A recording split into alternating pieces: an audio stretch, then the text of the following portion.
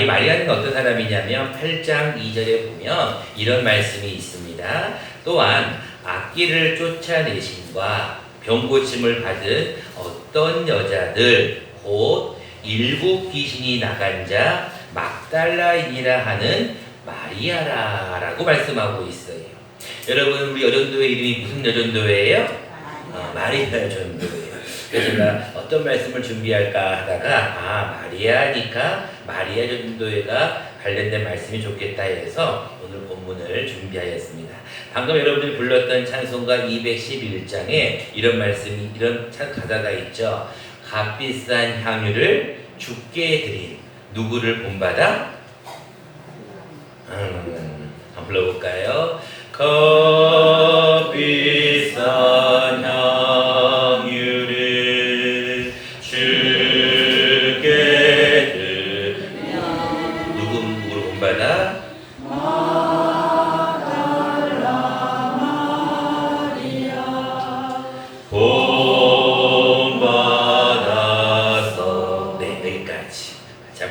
가다를 생각해보면 값비싼 향유를 주께 드린 누구를 본받자고요? 막달라 마리아를 본받자.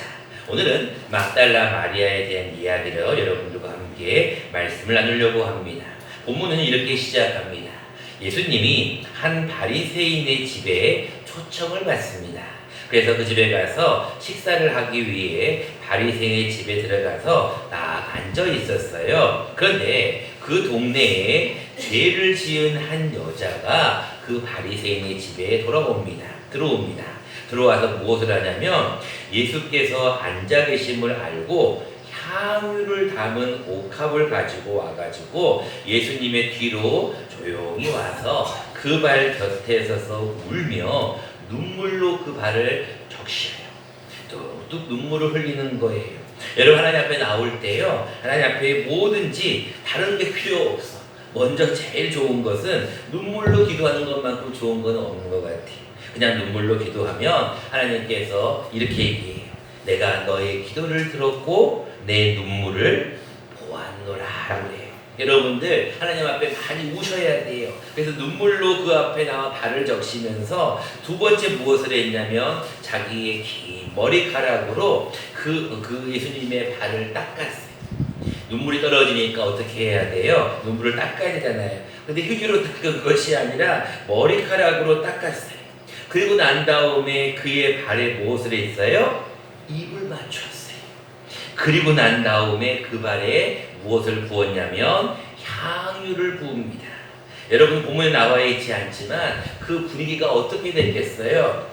정말로 어떤 갑자기 식사하기 위해서 음식도 차려졌을 거고, 또 어떤 바리새인이면 그 당시에도 지도자인데 약간 그래도 좀 잘 사는 집안에 뭔가를 조금 하려고 하는데 죄인이라고 하는 여자가 와서 향유를 탁 부어버리니까 일단 분위기가 먼저 쏴 있을 거예요. 근데 분위기는 이상했지만 좋았던 것은 무엇이었을까요? 냄새가 아주 좋았을 거예요. 나는 우리 마리아 유전도의 헌신 예배를 드린다 그럴 때 제일 먼저 떠올랐던 말씀이 이거예요. 야, 향유 냄새가 얼마나 좋을까? 향유 냄새가 얼마나 오래 갈까? 그 집에 정말로 한 몇 달 동안은 그 향유 냄새가 정말로 퍼지지 않았을까? 저는 우리 마리아 유전도회가 정말로 이랬으면 좋겠어요. 나는 우리 마리아 유전도 회원들을 바라볼 때마다 한 분 한 분을 바라볼 때마다 좀 향기가 있는 여인이 되었으면 좋겠다. 여러분, 향기라는 것은 화장품을 바르고 향수를 뿌렸다고 해서 나는 것이 아니에요. 너는 누구의 향기라? 너는 그리스도의 향기라. 너는 그리스도의 향기라는 게 무슨 말이에요? 이 사람 옆에 가면 예수님의 향기가 나는 거예요.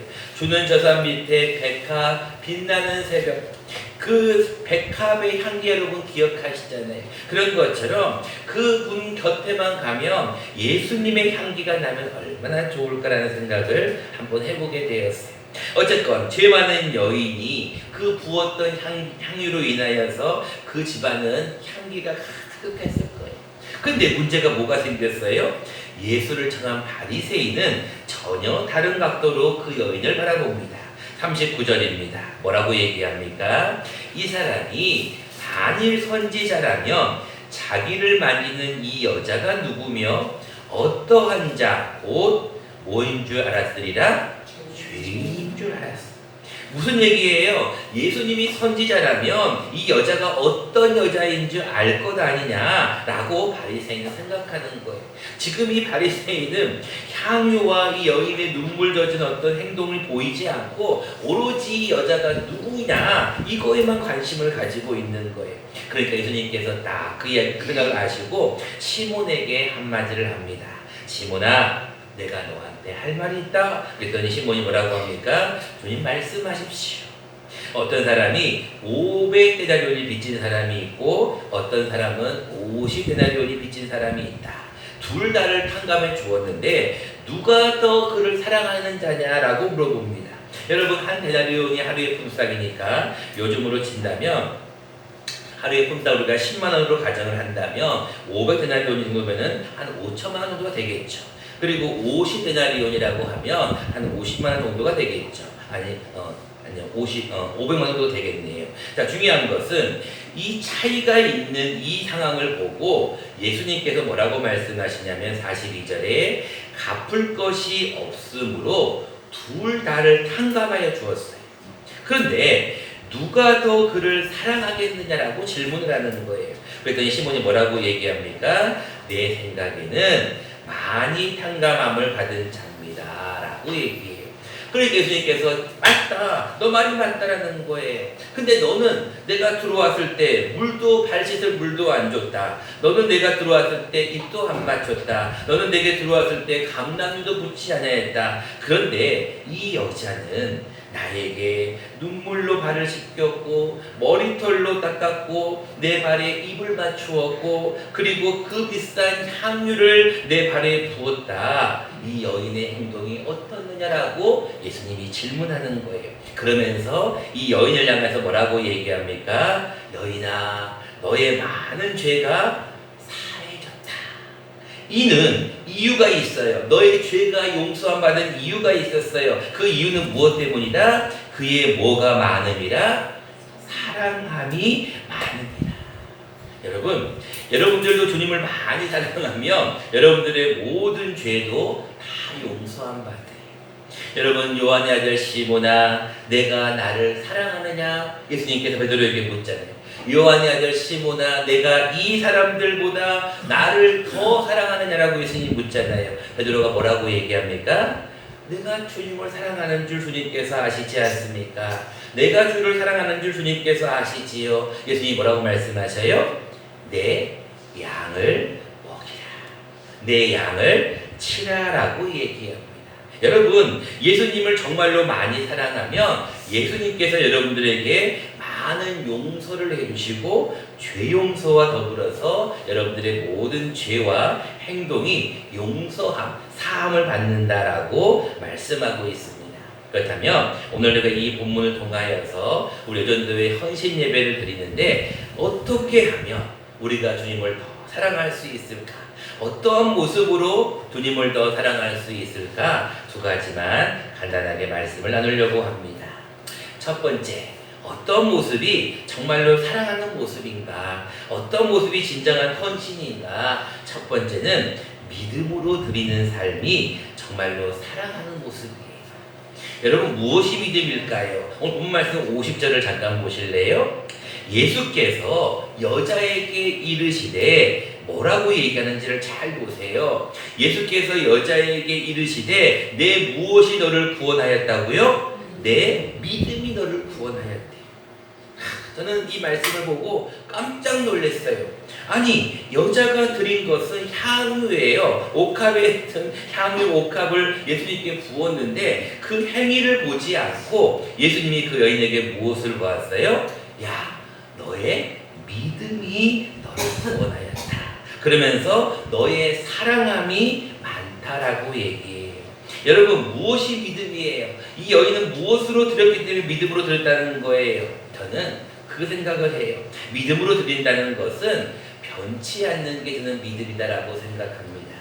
우리 많은 사람들이 참 믿음에 대한 얘기를 많이 하는데 자꾸 변해요. 이랬다 저랬다 이랬다 저랬다. 그 믿는 믿음이 아니죠. 믿음은 한결같아야 돼요. 오래 가야 돼요. 여러분이 막달라 마리아에 대해서 잠깐 연구를 하다 보니까 이 막달라 마리아에 대한 얘기가 참 귀한 말씀이 많더라고요. 이는 귀신의 속박으로부터, 7귀신의 속박으로부터 해방되었어요. 그것으로 끝나는 것이 아니에요. 예수님의 십자가를 목격했던 증인이었어요. 그는 예수님의 장례에도 참여했어요. 그는 안식일이 지나자 예수님의 시신에 향품을 바르기 위해서 일찍 무덤에 찾아갔던 자였어요. 그는 천사로부터 예수님이 부활했다는 소식을 들었어요. 그는 부활하신 예수님과 대화를 나눈 여인이었어요. 그리고 그는 막달라 마리아는 예수님과 끝까지 함께했던 여인이더라고요. 저는 우리 전도 회원들이 이랬으면 좋겠어요. 아까는 얘기했듯이 향기 나는 모습과 더불어서 좀 변하지 않았으면 좋겠어요. 어떤 것이 변하지 않았으면 좋겠냐면 다른 것보다도 여러분들의 기도의 자리를 꼭 지켰으면 좋겠어요. 여러분들이 가정이든 교회든 어느 곳에 있든지 늘 한결같은 모습으로 기도하는 모습이 저는 가장 귀한 여전도 회원들의 믿음이 아닌가라고 생각합니다. 두 번째입니다. 우리가 하나님을 정말로 예수님을 사랑한다고 헌신한다고 하는 이 헌신 예배를 통하여 무엇이 사랑함이 큰 것인가? 하나님 앞에 귀한 것을 드릴 줄 알아야 돼요. 여러분, 하나님은 이렇게 말씀하셨어요. 지난주에 말씀을 드렸죠. 하나님은 억지로나 인색함으로 드리지 말라 그랬어요. 하나님은 어떤 자를 사랑하신다고요? 즐겨내는 자를 사랑하신다 그랬어요. 여러분, 왜 하나님이 즐겨내는 자를 사랑하실까요? 없어서 예수님께서 이 향유를 부은 여인을 칭찬하셨던 이유가 있어요. 이 여인은 죄가 많은 여인이에요.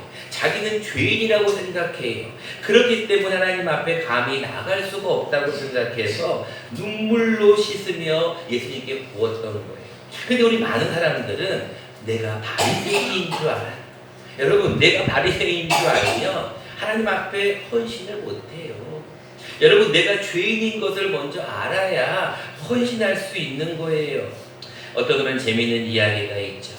어느 한 집안에 그 앞에 집과 같이 이렇게 간격을 두고 있는 집이 있는데 그 앞집에 늘 빨래를 할 때마다 빨래가 너무 더러운 거예요. 그래서 그 부부가 항상 이런 얘기를 합니다. 아니, 저 사람들은 도대체 빨래를 뭘로 하는 건가? 세탁기로 하는가? 아니면 손빨래를 하나? 왜 이렇게 빨래를 해도 빨래가 이렇게 더럽지? 라고 계속 얘기를 하는 거예요. 그날도 마찬가지. 이렇게 앞에를 가만히 보니까 이렇게 요즘 같은 날씨가 좋을 때 보니까 빨래가 이렇게 널려져 있는 거예요. 근데 왜 오늘도 역시 빨래가 이렇게 더러울까? 왜 이렇게 더러울까라고 또 얘기를 했어요. 그러던 어느 날 갑자기 한 번은 딱 봤어요. 빨래가 어떻게 됐을까요? 깨끗해진 거예요. 이야, 드디어 이 집이 좋은 세탁기를 샀나 보다, 드럼 세탁기를 샀나 보다 라고 생각하며 야, 이제 곧 제대로 빨래를 했구만. 갑자기 기분 좋게 이야기를 했어요. 그랬더니 그 옆에 있던 남편이 한마디를 했어요. 무슨 말을 했을까요? 맞아요. 여러분들이 잘 아는 대로 여보, 오늘은 내가 유리창을 닦았어 라고 얘기를 했다는 거예요. 무슨 얘기인지 여러분 이해 가세요? 빨래가 더럽게 보이는 게 아니고요. 뭐가 더러웠던 거예요? 자기의 유리창이 더러웠던 거예요. 자기의 창문이 더러웠던 거예요. 자기의 창문이 더러우니까 사방이 다 더러워 보이는 거예요. 근데 자기의 창문을 닫고 나니까 이제는 모든 것이 깨끗해지는 거예요. 여러분, 헌신이라는 게 무엇인 줄 아세요? 헌신은 내 마음, 내 몸을 하나님께 바친다는 의미예요. 근데 몸만 바치는 게 귀한 헌신이 아니에요. 헌신은 여러분들의 시간도 바쳐야 되고요. 여러분들의 노력도 바쳐야 되고요. 정성도 바쳐야 되고요. 헌금도 바쳐야 돼요. 근데 가장 중요하게 하나님이 받으시는 게 뭔지 아세요? 여러분, 그의 사랑함이 많다는 거, 그의 믿음이 너를 구원하였다는데 이 사랑과 이 믿음이 무엇일까요? 쉽게 말하면 여러분, 가장 중요한 것은 그거예요. 주님은 우리에게 무엇을 받기를 원하시냐면 가장 귀한 우리의 마음을 받기를 원해요. 여러분들도 마찬가지예요. 하나님 앞에 가장 귀한 것을 드릴 줄 알아야 돼요. 여러분들에게 가장 귀한 것, 이것만큼은 놓치고 싶지 않다고 하는 그거를 바쳐야 하나님은 정말로 헌신을 받는 거예요. 이 마리아가 하나님 앞에 가장 귀한 향유를, 그것도 옥합을 깨뜨렸다는 것은 쉬운 일이 아니에요. 여러분, 죄 많은 여인이 무엇을 먹고 살았겠어요? 생각해 보세요. 그 당시에 여러분 창녀와 그 다음에 그 세리가 여러분 얼마나 많은 이 사람들에게 지적을 당하였어요. 특별히 세리는 돈이라도 벌죠. 창녀는 어떻게 살았겠어요? 이 죄 많은 여인이 뭘 먹고 살았겠어요? 이 여인이 돈이 많았겠어요? 아니에요. 근데 그 여인이 가지고 있던 향유당 그 밤은 옥합을 하나님 앞에 부었다는 것은 자기의 정말로 귀한 것을 드린 거예요. 하나님은 우리에게 가장 귀한 것을 드려야 그것이 참 헌신이다라고 얘기합니다. 그런 의미에서 가장 귀한 것이 무엇일까요? 많은 헌금일까요? 많은 노력봉사일까요? 많은 기도일까요? 포함됩니다. 그러나 더 중요한 것은 생명구원이에요. 여러분, 전도하는 것만큼 중요한 것이 없어요. 여러분, 올 1년 동안 우리가 1년에 1명 이상 전도하자라고 목표를 삼았어요. 여전도 회원들 이제 9월 1일입니다. 이제 앞으로 3달 남았습니다. 9월, 10월, 11월, 11월 여기까지 4달 남았군요. 여러분들 하나님 앞에 그동안 뿌렸던 씨앗들을 이제 곧 거두어야 돼요. 오다 보니까 여러분 벌써 어때요? 벼가 누렇게 익어가고 있잖아요. 무엇을 느낍니까 여러분? 봄에 씨앗을 뿌렸으니까 가을에 거두는 게 당연하지? 아니요. 여러분, 봄에 씨앗을 뿌렸다고 다 거두는 게 아니더라고요. 태풍이 한번 불고 나면 다 날아가 버리더라고요. 여러분, 마찬가지예요. 하나님도 여러분들에게 추수할 때를 곧 주시는 거예요. 그때가 언제입니까? 이 9월부터 시작되는 후반기예요. 여러분, 하나님 앞에 가장 귀한 것은 생명, 영혼 구원임을 기억하여 하나님 앞에 가장 귀한 영혼 구원에 더 노력해 주시는 우리 여전도 회원들이 되었으면 좋겠어요. 이제 말씀을 맺고자 합니다. 여전도의 헌신 예배를 하자고 얘기를 들었을 때 저는 여러 가지 생각이 들었습니다. 왜 그랬냐면 사실 여전도의 헌신 예배라는 것이 그냥 하나님 앞에 나와서 이렇게 예배 한번 드리고 누가 인도하고 누가 뭐하고 이게 헌신이 아니라는 거예요. 헌신은 예배가 아니라 헌신은 우리의 삶이 되어야 돼요. 삶이 되기 위하여서 여러분 믿음을 좀 보여주셨으면 좋겠어요. 예수님 앞에 여러분들의 믿음이 나의 믿음은 이겁니다 라고 여러분들 예수님 앞에 보여줬으면 좋겠어요. 두 번째는 여러분 예수님 앞에 귀한 것을 좀 드렸으면 좋겠어요. 여러분 예수님 앞에 드릴 수 있는 게 무엇일까요?